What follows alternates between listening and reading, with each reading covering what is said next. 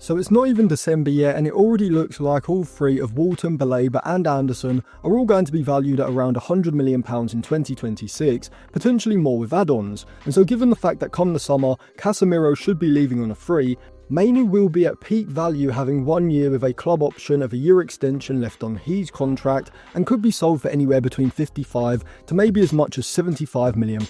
going down as pure profit PSR wise as well. And Agate at best is going to be a backup or a specialist tactical option in the squad next season, yet he could still bring in around £35 million, including a small PSR profit as well. I think Manchester United should be looking to bring in at least 2, potentially 3 central midfielders over the course of January and the summer. But what exactly do United need from any new central midfield signings? Well, first of all, we need an elite level ball winner who excels physically in duels and athletically across the ground, combined with high volume ball progression alongside that. Also being able to partner Bruno Fernandes when he starts in the midfield double pivot, with another more industrious central midfield signing also being able to come in for Bruno when Amorim needs greater physicality, athleticism and defensive qualities from the midfield double pivot, with Bruno then being used either in the front three or from the bench. And that brings us on to 3 questions which I'll be answering throughout this video. First of all, who are the options to be the 2 primary central midfield targets at this point in time? Secondly, what are the stylistic considerations that have to be made? And thirdly, who would be at the top of my shortlist out of all those potential options, hopefully in January, but more likely for the summer?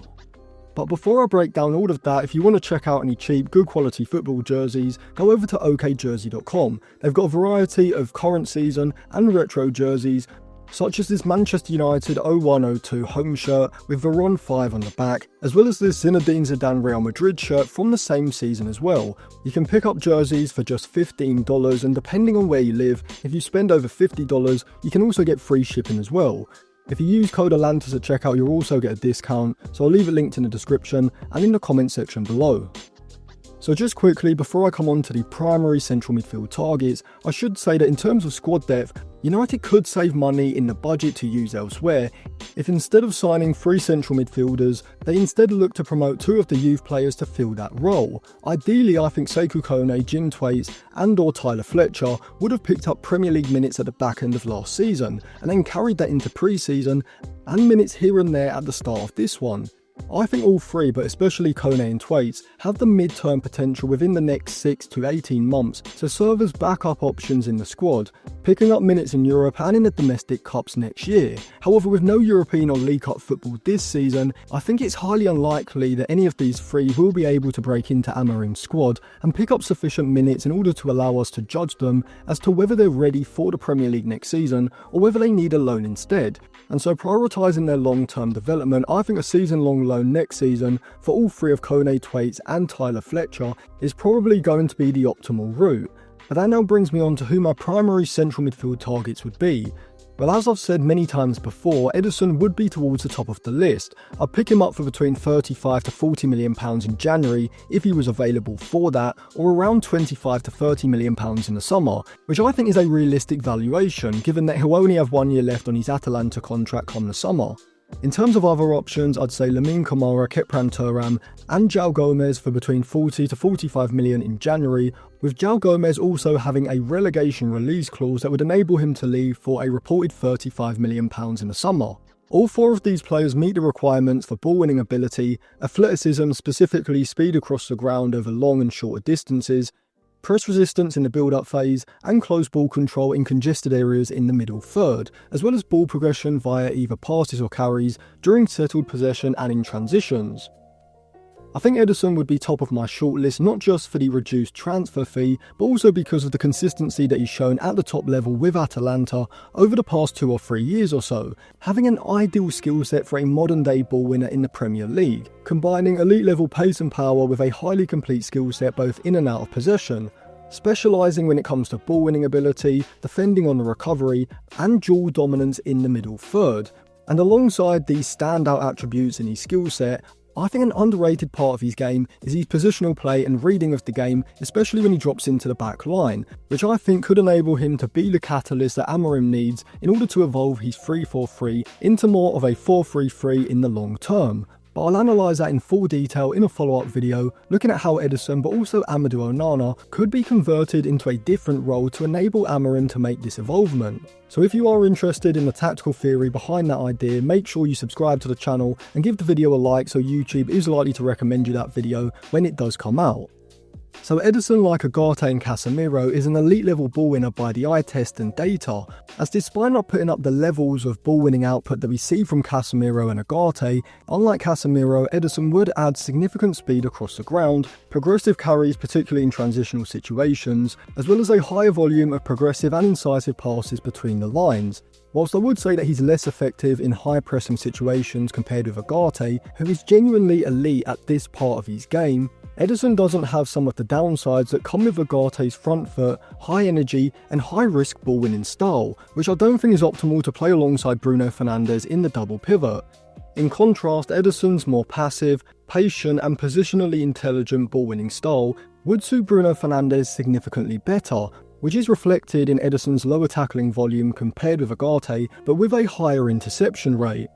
In terms of the second central midfield target, I think all three of Gomes, Kamara and Thuram could work effectively alongside Ederson, as the Atalanta man's highly complete skill set means he is both a carrying and a passing ball progressor, not being overly reliant on one or the other, which is also backed up statistically and from the eye test. And so whilst Thuram and Gomes provide significantly better dribbling and ball carrying than they do progressive and creative passing, Lamine Kamara is the opposite, but Ederson has the skill set to balance out either.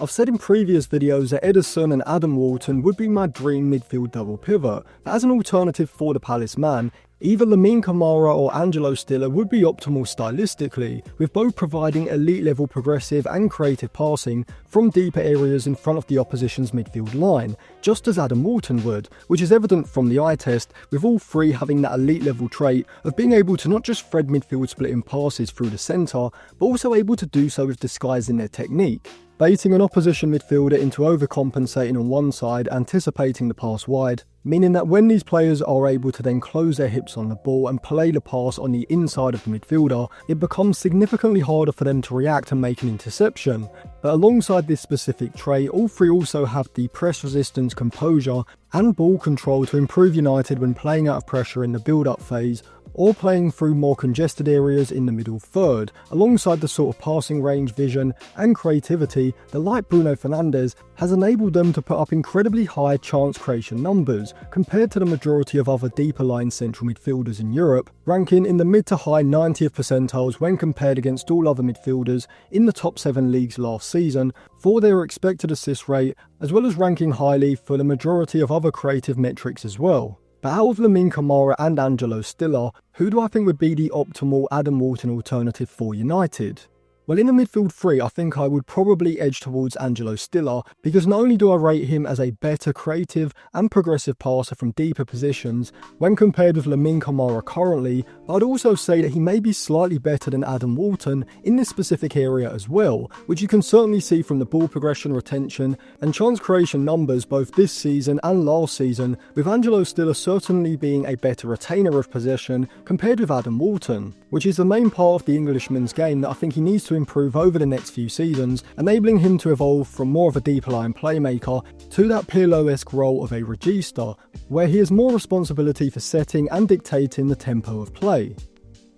However, in Amorim's midfield double pivot in the 3-4-3 moving to a 5-2-3 or a 5-4-1 out of possession with a vertically direct ball progression style, as well as a high frequency of quick transition in attacks and therefore a high frequency of turnovers, as well as the excess ground that the central midfielders have to cover, compared with Sebastian Hoeneß's midfield at Stuttgart, which Stiller currently plays in, I think United need to be prioritising speed, physicality, dual dominance and tackling ability in the press and on the recovery. And Lamine Kamara is superior to Angelo Stiller in the majority of these defensive attributes, other than maybe positioning and reading of the game, which Stiller surprisingly excels in, as seen from his pretty incredible interceptions volume last season, but overall the Monaco man's more complete skill set does give him the edge, at least when it comes to what Manchester United needs specifically, although I should say that Angelo Stiller is one of the best deep line playmakers in world football currently, and in the optimal system with the right midfield structure around him, I think he could be the heir to Toni Kroos's throne as the best regista in world football, and so it's highly possible that I do change my mind on that verdict before the summer or even before January.